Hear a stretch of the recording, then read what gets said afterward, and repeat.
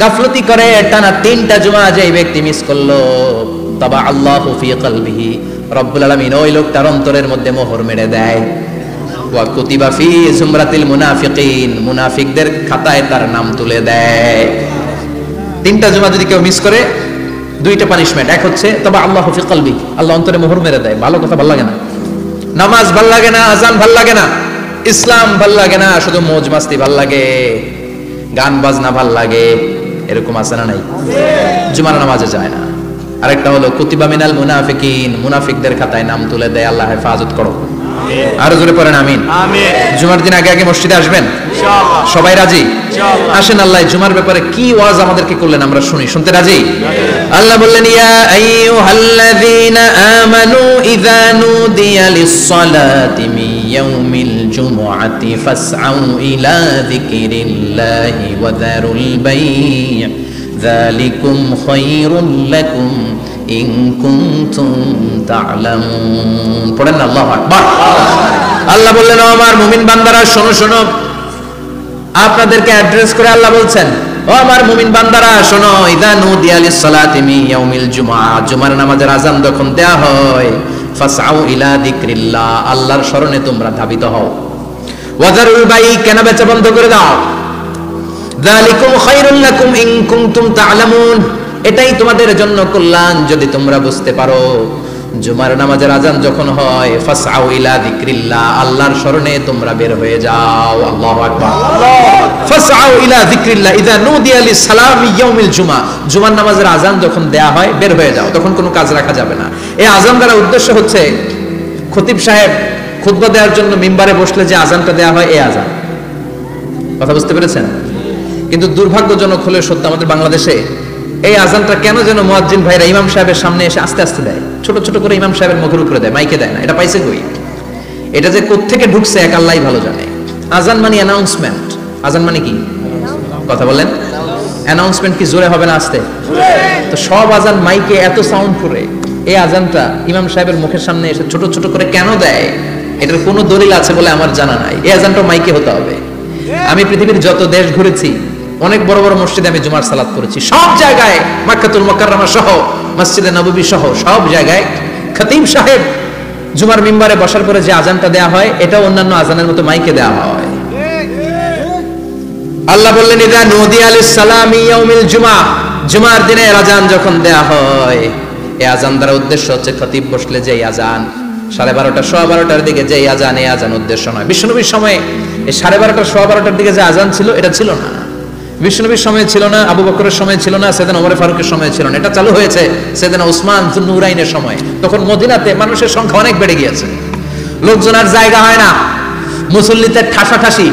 উনি ঘোষণা দিলেন, সুকে জাওরা, জাওরা নামক বিশাল একটা বাজার আছে, ঘোষণা দিলেন এখন থেকে ওই জায়গায় জুমার নামাজ হবে। মানুষ যেন আগ থেকে প্রস্তুতি নিয়ে আসতে পারে, এজন্য জাওরা নামক বাজারে উনি আর একটা আযান দেওয়ার প্রচলন করলেন। সুবহানাল্লাহ। সেখান থেকে আজ অবধি আমরা এই অতিরিক্ত আযানটা দিয়ে থাকি। এটা নবীর সুন্নাত না, এটা সাহাবীর সুন্নাত। বিশ্বনবীর সুন্নাহ মেনে নেওয়া যেমনি আবশ্যক, 4 খলিফার থেকে পাওয়া সুন্নাতগুলো মেনে নেওয়া আবশ্যক। বিশ্বনবী বলেন, আলাইকুম বিসুন্নতি ওয়া সুন্নাতিল খুলাফায়ে রাশিদিন আল মাহদিয়িন, আমার সুন্নাত ধরবা, হেদায়েত প্রাপ্ত 4 খলিফার সুন্নাত ধরবা। কেমনে ধরবা? ইক্ষু চিনেন? ইক্ষু না গ্যান্ডারি নাকি আখ না কুশাই? হ্যাঁ, আখ। কাঁচা আখ খায় কি করে? এই সামনের দাঁত দিয়ে ভাঙে না? সামনের দাঁত দিয়ে বলে ভাঙে, চাপার দাঁত দিয়ে, এই জায়গার দাঁত দিয়ে শক্ত করে ধরতে হয়। বিশ্বনবী বললেন, আব্দু আলাইহা বিন নওয়াজিজ, আমার সুন্নাত আর সাহাবীদের সুন্নাতকে চাপার দাঁত দিয়ে আঁকড়ে ধরো, যাতে ছুটে না যায়। চিল্লায় পড়েন আল্লাহু আকবার। এটা সাইয়েদনা উসমানের সুন্নাত। বিশ্বনবী বললেন, ইযা নুদিয়া লিস-সালাহ মিন ইয়াউমিল জুমআতি ফাসআউ ইলা যিকরিল্লাহ, জুমার দিনের আযান যখন দেয়া হয়, ফাসআউ ইলা যিকরিল্লাহ, আল্লাহর স্মরণের দিকে ধাবিত হও। দেরি করো না। দেরি করা যাবে না। আযান হইলে কোনো কাজ রাখবেন? কোনো ব্যস্ততা থাকবে? কাজ একটাই, জুমার নামাজ। চিল্লায় বলেন, কাজ একটাই, সেটা কি? জুমার নামাজ। আল্লাহ বললেন ফাসআউ, ফাসআউ এর শাব্দিক অর্থ হচ্ছে দৌড়াও। আসলে কি? তো এই দৌড়াও দিয়ে আসলে দৌড়াও বোঝানো হয়নি, এটা দ্বারা বোঝানো হয়েছে আল মুবাদারা ওয়াল ইহতিমাম, ইম্পর্টেন্স দেয়া, এমফাসাইজ করা, গুরুত্ব, গুরুত্বের সাথে আগে আগে প্রস্তুতি নাও। ফাসআউ দ্বারা দৌড়ানো বোঝানো হয়নি। প্রমাণ কি? কারণ বিশ্বনবী দৌড়ে দৌড়ে নামাজে যেতে নিষেধ করেছেন। বিষ্ণু বলেছেন ইদা উকিমাতিস সালাহ, মনোযোগ দিয়ে শুনেন, ইদা উকিমাতিস সালাতু ফালা তাতুহা তাসআউন ওয়া আতুহা তামশুন আলাইকুম বিসাকিনা ফামা আদরাকতুম ফাসাল্লু ওয়া মা ফাতাকুম ফাতিমু। যখন নামাজ শুরু হয়ে যায় দৌড়ে দৌড়ে যাবে না, তামশুন হেঁটে হেঁটে যাও, আলাইকুম বিসাকিনা ধীরে ধীরে যাও, ফামা আদরাকতুম ফাসাল্লু ইমাম সাহেবের সাথে যে যত রাকাত পাবা পড়বা, ওয়া মা ফাতাকুম ফাতিমু যেটা ছুটে যায় নিজে নিজে পড়ো, কবুল করে নেবে কে? আল্লাহ। কিন্তু দৌড়ে যায় নামাজ ধরা যাবে? খবরদার, ধীর স্থির ভাবে যাবেন। হাঁটার মধ্যে একটা গুরুত্ব দিয়ে তাড়াতাড়ি ধরতে চাবেন, কিন্তু দৌড়ে যাওয়া যাবে নিষেধ করেছেন। অনেক মুসল্লিরা এটা করে। ধরেন মাগরিবের নামাজ, ওযুখানাতে মুসল্লিরা ওযু করতেছে, ইমাম সাহেব নামাজ শুরু করেছেন, আল কারিআতু মাল কারিআ ওয়া মা আদরাকা মাল কারিআ, মুখস্থ আছে না সবার? মুসল্লি মনে করতেছে ওযু হইছে আমার অর্ধেক, এখন যদি তাড়াতাড়ি ওযু না করে দৌড় না দেই রাকাত পাওয়া যাবে? রাকাত পাওয়ার জন্য দিছে দৌড়। মসজিদে হচ্ছে টাইলসের মসজিদ, পিছলায় পয়রা মুসল্লি একদিকে, লুঙ্গি আরেকদিকে। আছে না নাই? আছে। আমার কাছে খবর আছে এরকম পা ভাঙছে অনেকের। রাকাত ধরার জন্য মুসল্লি তাড়াহুড়ো করে দিছে দৌড়, মুসল্লি একদিকে লুঙ্গি, ঠ্যাং ভাঙা শেষ, এখন ল্যাংড়া। বিশ্বনবীর কথা মানে নাই, ওটারে ল্যাংড়া বানাইছে কে? আল্লাহ। এজন্য বিশ্বনবী বললেন খবরদার দৌড়ে যাবে না, একামত হয়ে গেলে ধীর স্থির ভাবে যাও।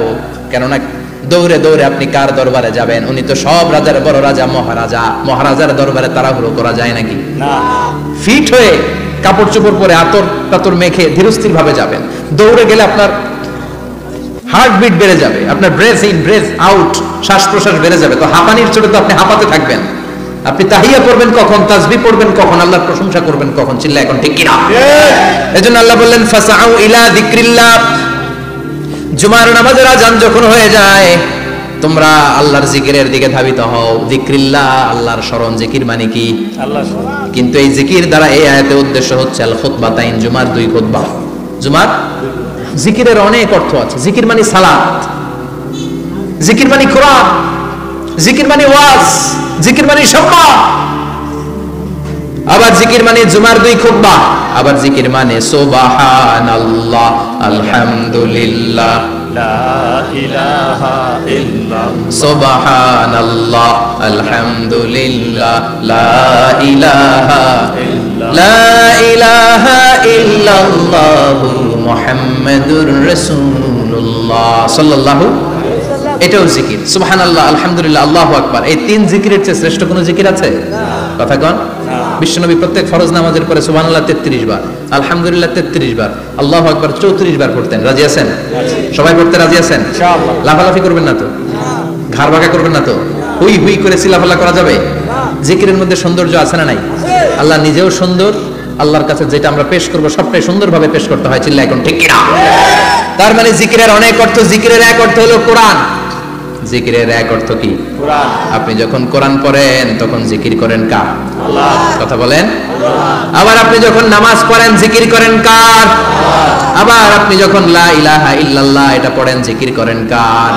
ঝিনুকের ভেতর লুকিয়ে থাকে যেমন মতি, ঝিনুকের ভেতর লুকিয়ে থাকে যেমন মতি, কলমা শাহাদাতে আছে আল্লাহর জ্যোতি, কলমা শাহাদাতে আছে আল্লাহর জ্যোতি। পড়েন সুবহানাল্লাহ। সুবহানাল্লাহ। লা ইলাহা ইল্লাল্লাহ সবচেয়ে শ্রেষ্ঠ জিকির। সাইয়েদনা মুসা আলাইহিস সালাম আল্লাহরে বললেন, আল্লাহ আল্লিমনি যিকরান, আপনি আমার এমন একটা জিকির শিখায়া দেন, লা ইয়ালামুহা ইল্লা আনতা ওয়া আনা, যে জিকিরটার শব্দ আপনি আর আমি ছাড়া কেউ জানবে না। সুবহানাল্লাহ। দুনিয়াতে যত অদ্ভুত অদ্ভুত প্রশ্ন ওনার, বিভিন্ন বিষয়ে আল্লাহরে প্রশ্ন করতেন। আল্লাহরে বললেন, আল্লাহ আল্লিমনি কালিমাতান, আল্লিমনি যিকরান লা ইয়ালামুহা ইল্লা আনতা ওয়া আনা। ও আল্লাহ এমন একটা জিকির আমারে শিখান, দিনে রাতে সব সময় এই জিকির আমি করব, আপনারে ডাকবো, কিন্তু শর্ত হলো এই জিকিরটা জানবে শুধু আপনি আর জানবো শুধু আমি, কেউ জানবে না। আল্লাহ বললেন, মুসা পড়ো লা ইলাহা ইল্লাল্লাহ, লা ইলাহা ইল্লাল্লাহ, মুহাম্মাদুর রাসূলুল্লাহ সাল্লাল্লাহু আলাইহি ওয়াসাল্লাম। আল্লাহ বললেন, মুসা পড়ো লা ইলাহা ইল্লাল্লাহ। মুসা আলাইহিস সালাম কয়, মাবুদ এটা তো জাতীয় জিকির, সবাই জানে। জানে না? জানে না লা ইলাহা ইল্লাল্লাহ এমন কেউ আছে? কথা কন, জানেন না আপনারা? কথা বলেন, জানেন না? মুসা আলাইহিস সালাম বললেন, আল্লাহ এটা জাতীয় জিকির কইলেন কেন? আমি তো চাইছি এক্সট্রা অর্ডিনারি, অসাধারণ একটা জিকির, সুপারক্যালিফ্রাজিলিস্টিক এক্সপিয়ালিডোসাস, এক্সেলেন্ট একটা জিকির, আনপ্যারালাল, কারো কাছে নাই, শুধু আমি জানবো আর আমি পড়বো। আল্লাহ বললেন, মুসা এই লা ইলাহাকে যদি এক পাল্লায় রেখে দাও, তাম বিশ্ব, 7 আকাশ 7 জমিনটারে তুলে যদি তুমি আরেক পাল্লায় রেখে দাও, লা রাজাহাত কাফাতু লা ইলাহা ইল্লাল্লাহ, মুহূর্তের মধ্যে লা ইলাহার পাল্লা ভারী হয়ে যাবে। ও মুসা, তুমি যতই এক্সক্লুসিভ জিকির চাও, লা ইলাহার চেয়ে দামি জিকির আমার কাছে নাই। চিৎকার করে পড়তে হবে আল্লাহু আকবার। তার মানে নামাজ ও জিকির, কোরআন ও জিকির, এই যে আমরা ওয়াজ করতেছি এটাও কি কথা কন? বিশ্ব নবীর আল্লাহ বললেন, ও নবী ফাযাক্কির ইন্নামা আনতা, ও নবী আপনি জিকির করেন মানে ওয়াজ করেন। ইন্নামা আনতা মুযাক্কির, ও নবী আপনি ওয়াজ করে শোনান। লাস্তা আলাইহিম বিমুসাইতির, আপনারে দারোগা বানিয়ে পাঠাই নাই, আপনি শুধু ওয়াজ করেন। কার কথা? চিল্লায় বলেন কার কথা? আল্লাহর। কিন্তু এইখানে জিকির দ্বারা উদ্দেশ্য হচ্ছে জুমার খুতবা। ফাসআউ ইলা যিকরিল্লাহ, আল্লাহর জিকিরের দিকে ধাবিত হও, এই জিকির দ্বারা উদ্দেশ্য হলো জুমার খুতবা। তার মানে জুমার খুতবা যে খতিব সাহেবরা দেন, এখানে মসজিদের খতিব আছেন কারা কারা দেখি একটু হাত তুলেন তো। 1 2 3 4 5 6 7, গুণে শেষ করা যাবে না, অনেক খতিব। আল্লাহ এই খতিবদেরকে তুমি কবুল করো, আর জোরে পড়েন আমিন। এই যে যিকরুল্লাহ, ফাসআউ ইলা যিকরিল্লাহ দ্বারা আল্লাহ তাআলা জুমার খুতবাকে বুঝিয়েছেন। কি বুঝিয়েছেন? মনোযোগ আপনাদের আছে না গেছে? শেষ করে দেই, অনেক রাত হয়েছে তো। ছোট্ট একটা দোয়া পড়ি, শেষ করব? আরো কয়েক মিনিট মনোযোগ থাকবে? তাকবীর দেন, লিল্লাহি তাকবীর, আরো জোরে দেন, লিল্লাহি তাকবীর। ফাসআউ ইলা যিকরিল্লাহ, আল্লাহর জিকিরের দিকে, আল্লাহর স্মরণের দিকে ধাবিত হও। এটা দ্বারা উদ্দেশ্য হচ্ছে জুমার খুতবা। আল্লাহ বুঝাতে চাইলেন জুমার খুতবা যাতে মিস হয়ে না যায়, এজন্য জুমার খুতবারে যেন যেন মনে করবেন না, এটা ওয়াজিব।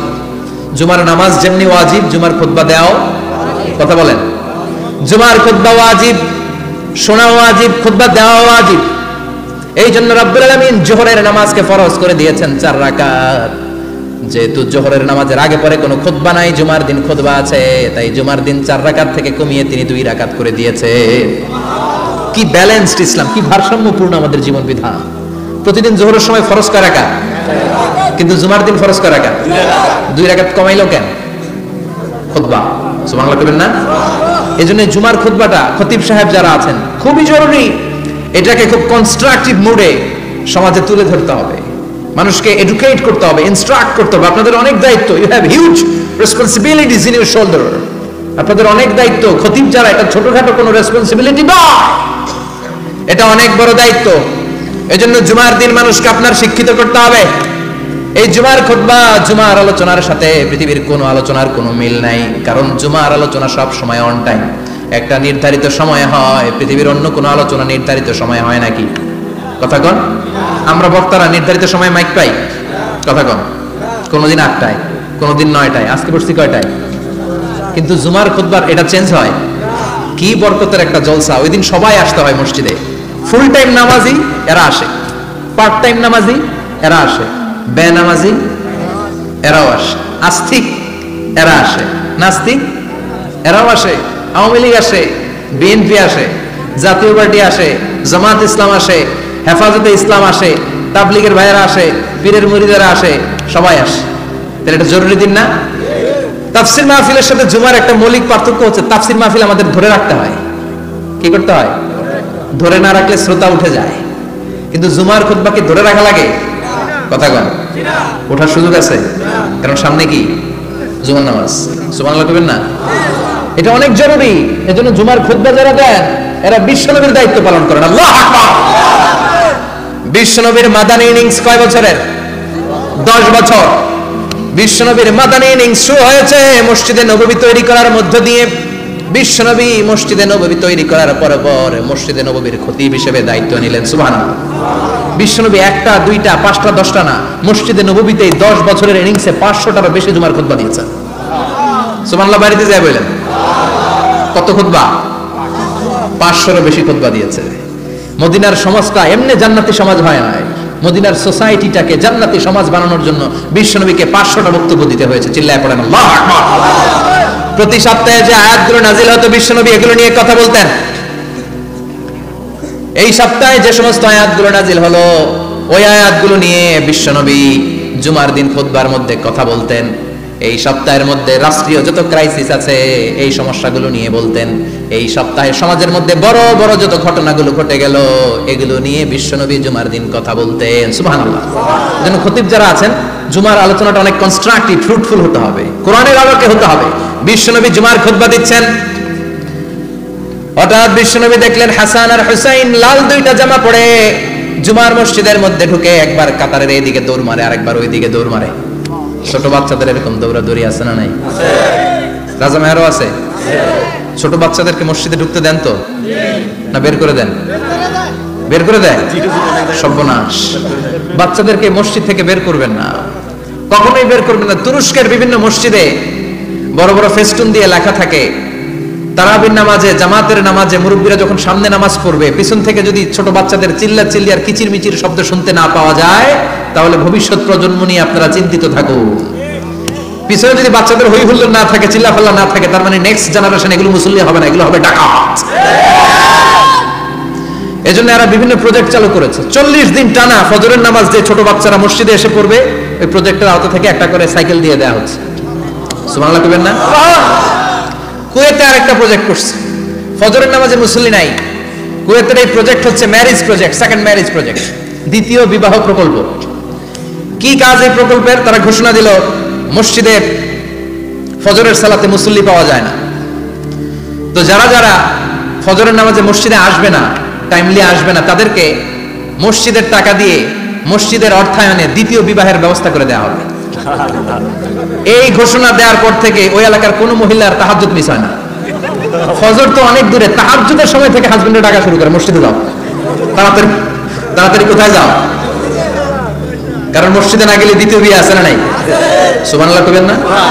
What a project, what a project, কত চমৎকার প্রজেক্ট। এই প্রজেক্টগুলো নেওয়ার দরকার আছে না নাই?